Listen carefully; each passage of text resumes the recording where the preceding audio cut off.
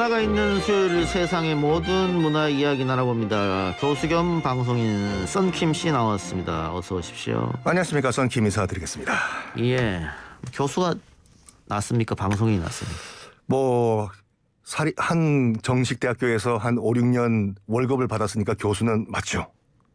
소개할 때 뭐가 났냐고요? 방송인이 낫죠. 폭이 넓잖아요. 활동 범위가. 알겠습니다. 네. 자, 올림픽 막바지인데 썬킴 개인이 본 도쿄올림픽 최고의 명장면. 우리 이 작가님도 동의하시겠지만 우상혁 선수 높이뛰기.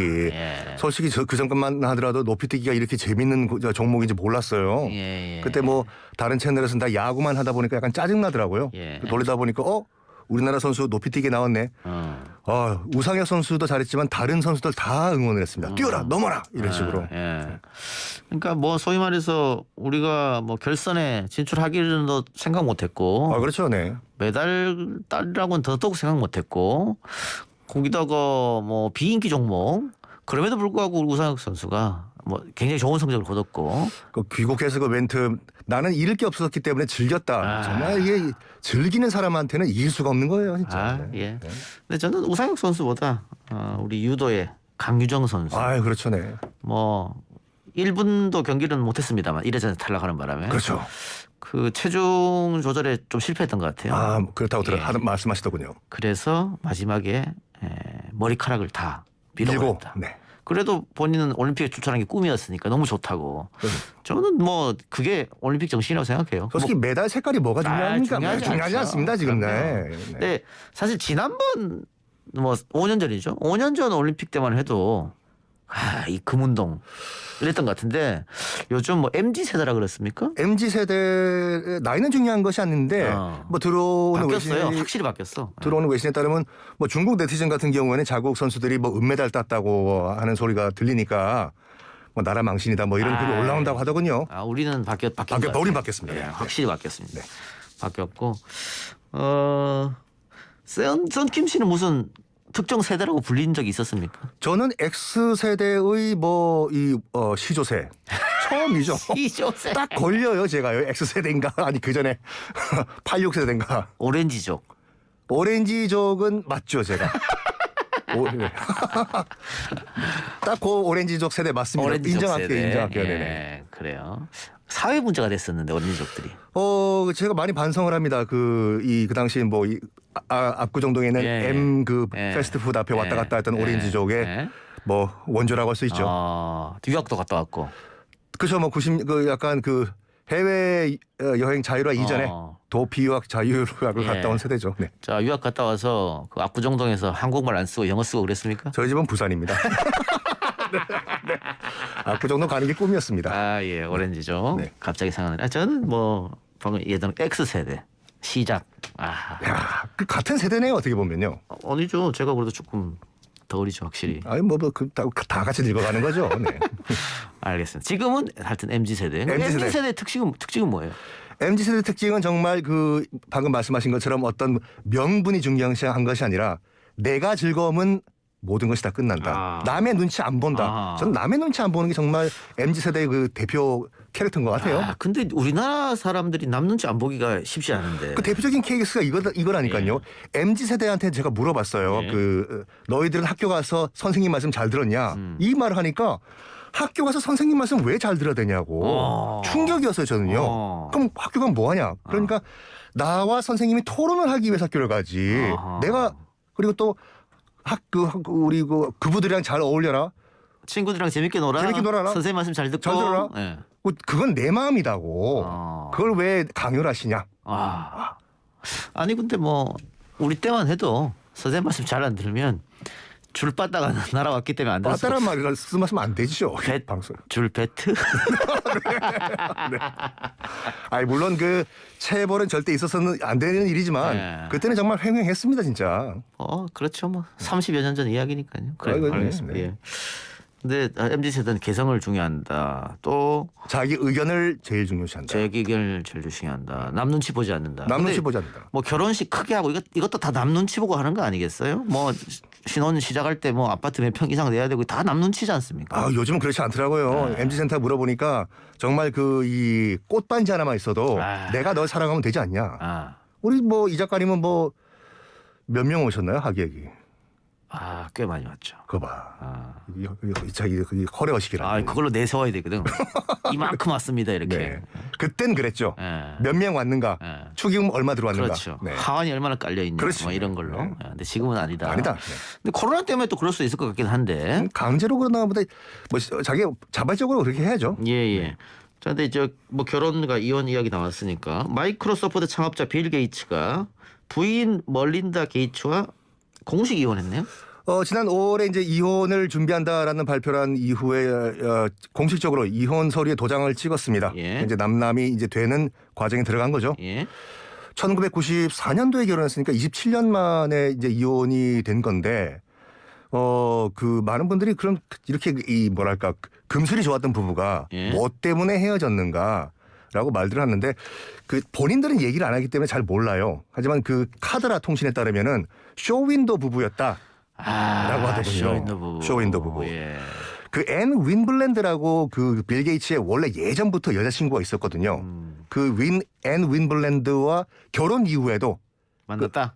그 멀렌다 게이츠한테 얘기했대요. 나 그 여사친이 있는데 같이 멀리 한번 여행 갔다 오겠다. 이거 MZ 세대 아닙니까? 아, 뭐가 빌 게이츠를 MZ 세대로 아니 MZ 세대 특성 이런 거 아닙니까? 근데 그 멀렌다 나만 좋으면 된다. 근데 멀렌다 게이츠가 예전부터 이혼을 생각을 했었는데 독실한 카톨릭 신자래요. 카톨릭은 이혼 허용을 안 하니까 그러니까 꾹꾹꾹 참았다가 이번에 빵 터져버린 거죠. 그래서 이혼했다. 네. 뭐 이렇게 이혼하면 저는 뭐 속물근성이 있기 때문에 얼마 받냐? 얼마 받았냐? 일단은 자녀가 3명 있는데 다 이제 성인이기 때문에 무슨 뭐 양육비는 필요가 없고 예? 보통 이제 미국인들은 결혼하기 전에 프리너프추얼 어그리먼트라고 해서 이제 혼전 계약을 맺거든요. 어허. 이혼 시에 얼마 나눈다. 그래요? 이거 중요하죠. 그거 싸울 필요가 없지 않습니까? 딱 이혼할 때 너 3, 나 7 뭐 이런 식으로. 이거 결혼할 때 결혼하기 전에 쓴다. 쓴다. 빨리 도입돼야 되겠는데. 많이 힘드신가 봐요. 근데 그걸 작성을 안 했대요. 이 커플이. 예. 그래가지고 깔끔하게 174조 우리 돈으로 174조의 빌 게이츠 재산을 어떻게 분할하는가 이거를 이제 합의를 해야 되는데 공개를 안 하고 있어요. 어떻게 몇 대 몇으로 나누는지. 공개가 안 돼 있군요. 공개를 안 한다고 하더라고요. 그런데 뭐 어쨌든 뭐 몇 대 몇으로 나눈다고 계약을 했든 어쨌든 어마어마한 돈이 갔을 거라는 것은 뭐 아니 10%만 가도 어마어마하잖아요. 아니 174조가 우리 작가님 잘 아시잖아요. 1조가 얼마인 줄 아세요? 감이 안 옵니다. 자 봐봐. 1조 제가 이 방송 듣고 계시는 분들 감 잡히게 설명드릴게요. 예. 5,000년 전에 단군 할아버지가 예. 우리나라를 건국하셨어요. 예. 그런 다음에 단군 할아버지가 매년 1억 원씩 연봉을 받아요. 예. 그리고 한 푼도 안 쓰고 모아. 예. 아직까지 1조가 안 됐어요. 5천억밖에 안 돼. 그렇게 엄청난 돈이다. 5,000년 더 벌어야 돼요. 예. 근데 그게 174조라니까요. 그러니까 10분의 1만 받아도 그렇네요. 근데 최근에 또 이건 그 해리포터 출판사 CEO 또 내연녀한테 그 전재산을 남긴다고. 그 이번에 사망했는데 전 재산 1조가 넘는 1조 한 4천억 된다는데 이 돈을 자식들이 아닌 내연녀에게한테 넘긴다. 전부 다. 야, 이것도 자식들이 발끈할 텐데. 뭐 프레드 머큐리 같은 경우는 그 고양이들한테 다 넘겼었으니까. 그랬어요? 네. 이런 것도 저는 뭐 방송에서 몇 번 얘기했습니다. 어떤 얘기를요? 자식들한테 안 물려준다. 나의 재산. 그러면 기부하느냐? 그것도 아닙니다. 별로 없으신가요? 아니 다 쓰고 가려고요. 그렇죠. 내가 번 돈인데. 그럼요. 네. 자식들한테 한 푼도 안 준다. 자식들도 다 자기 팔자가 있으면 스스로 다 돈 벌게 돼 있습니다. 네. 하여튼 뭐지 갑자기 생각이 나가지고 내연녀 상속 이야기까지 했는데. 이거 안 궁금하세요, 이 작가님? 뭘요? 조선 시대에도 이혼이 있었을까요? 있었겠죠. 있었긴 있었는데 그러니까 법률상으로는 실질적으로는 이혼이 허용이 안 됐어요. 왜냐하면 사대부 같은 경우에는 국왕이 허락을 해야지 이혼이 가능했거든요. 예. 그 대표적인 예가 그 안타까운 얘기지만 그 병자호란 때 그 장류라는 그 이 판서를 지내신 분이라고 하기도 좀 그렇고 그 이제 며느리가 이제 청나라에 끌려갔다가 이른바 환향녀가 돼서 들어왔지 않습니까? 예. 그래서 청나라 가서 뭘 해오는지 난 모르겠다 우리 며느리가. 그래가지고 이혼을 해달라라고 인조한테 부탁을 했지만 인조는 끝까지 허락을 안 해주죠. 그래서요? 네? 그래가지고 실질적으로 조선에서는 이혼이 허락이 안 됐다. 이 말이죠. 근데 평민들은 됐어요. 평민들 같은 경우에는 이 남녀끼리 이제 합의 이혼이 됐었는데 증거, 이 저고리의 깃의 나비 모양만으로 이렇게 가위로 오려내면은 이 여인은 이혼 허락을 받은 이제 이혼녀다.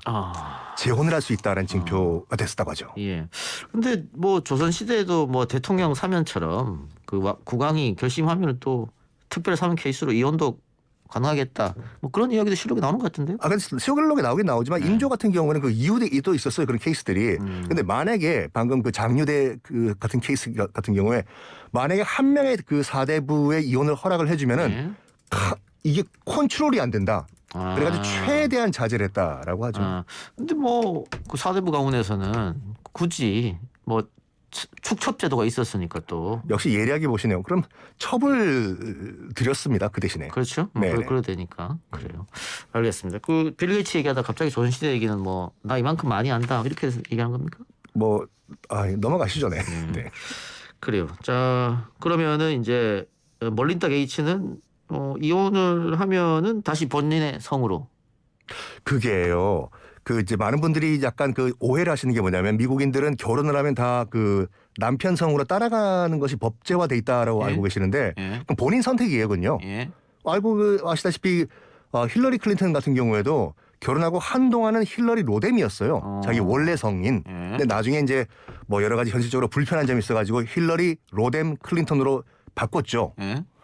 제가 한번 그 미국에 있을 때 친구들한테 궁금해서 물어봤거든요. 너희들이 남녀평등 얘기하고 있는데 아니 어떻게 결혼해가지고 여자가 남편 성을 따르냐. 그 말 하니까 그 친구들이 받아시더라고요. 오히려 이 뭐랄까 비합리적인 건 너희들 아니냐. 엄마는 너희들 가족과 다른 성을 갖고 있는 것은 엄마는 너희 가족이 아니란 말이냐. 우리는 엄마 성을 바꿔가지고 모든 가족이 한 성을 쓴다. 더 킴스 패밀리, 더 리스 패밀리 같이 한 가족의 일원을 만들기 위해서 성을 바꾸는 거다. 자발적으로. 논리적인데. 이런 얘기를 하더라고요. 근데 거기에서 제가 아니 그러면 엄마 성을 왜 따르는 건 안 되냐 물어보니까 거기서는 얘기를 못 하더군요. 그래요. 근데 뭐 미국뿐만 아니고 일본도 결혼하면은 남편 성을 따르게 돼 있는데 남편이랑 그 부인성 중에 하나를 고르는 거죠. 근데 그거는 우리도 마찬가지입니다. 지금 출생 신고할 때 아빠 성을 따를까 엄마 성을 따를까 선택이에요. 선택이죠. 선택인데 99.99%는 아빠 성을 따르죠. 근데 그게 이런 경우도 생긴 것 같아요. 아직 우리가 뭐 우리 사회가 뭐 좀 조금 보수적인 것도 아마 있기도 합니다만 아이가 학교를 갔을 때 엄마 성을 따른다고 만약 결정을 하면 너는 왜 아빠랑 성이 달라? 이런 거부터 해서 굉장히 어려운 점이 많을 거예요. 그런 걸 생각해서 아마 그런 결정하지 않을까. 그러니까 그것이 이제 미국도 그렇고 일본도 그렇고 현실적으로 약 사회적인 놈, 스탠다드가 그런 식으로 만들어져 있기 때문에 물론 튀는 돌이 정을 맞는 케이스가 맞는 것 같아요, 솔직히요. 아직까지는. 그래서 뭐 한 20여 년 전쯤에 이제 부모성 같이 쓰기 운동. 이게 좀 있어가지고 있었죠. 이제 그 여성 운동하시는 분들이 그렇게 하셨는데 지금도 그래서 그렇게 두 개 성 쓰신 분도 계시고 두 개 성을 쓰지만 법적으로는 이제 성이 하나밖에 인정이 안 되기 때문에 뭐 관공서에서 서류 쓰실 때는 원래 성을 쓰시죠. 그 두 개 성 쓰는 건 어떻게 생각하세요? 일단은 저는 긍정적으로 보는데 그러니까 현실적으로 이제 그 1세대 그렇게 성 두 개 쓰시는 분들 다음 세대 같은 경우는 성이 4개가 되잖아요. 아니 그러니까 그것까지 고려해서 그렇게 하시면 괜찮은데 약간 뭐랄까 여러 가지 현실적인 문제점이 아니, 있죠. 그렇게 되면은 나중에는 김수환 이렇게 될 수도 있겠죠. 네. 일단 논리적으로 안 맞는다는 게. 그 반대하세요, 그럼 이 작가님은? 저는 반대합니다. 왜냐하면 왜요? 뭐 이 세대 넘어가면 성이 4개 된다 그런 걸 떠나서 엄마 성은 그럼 어디서 왔냐? 엄마 성은 왜 할아버지한테 왔잖아요. 그렇죠. 이게 논리적으로 안 맞는 거지.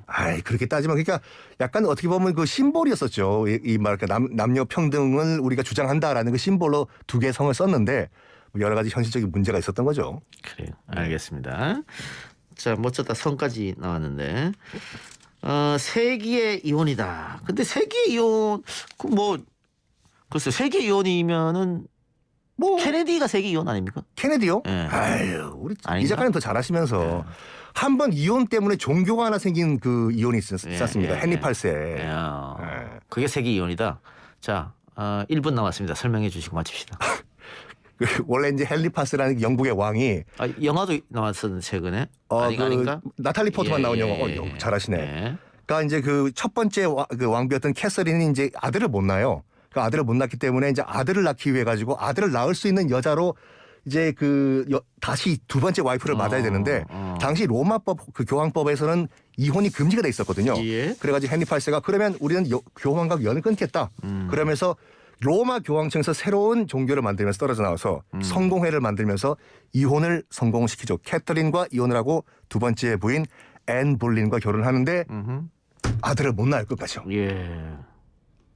끝입니까? 네? 끝이에요? 시간 없어요. 빨리 마무리해 주세요. 그러니까 많은 분들이 헨리 8세가 이혼을 한 이유가 캐터린과 이혼한 이유가 사랑 때문에 이혼을 했다고 알고 계시는데 그게 아니다. 아들을 못 낳아가지고 이혼을 했다. 그래요. 알겠습니다.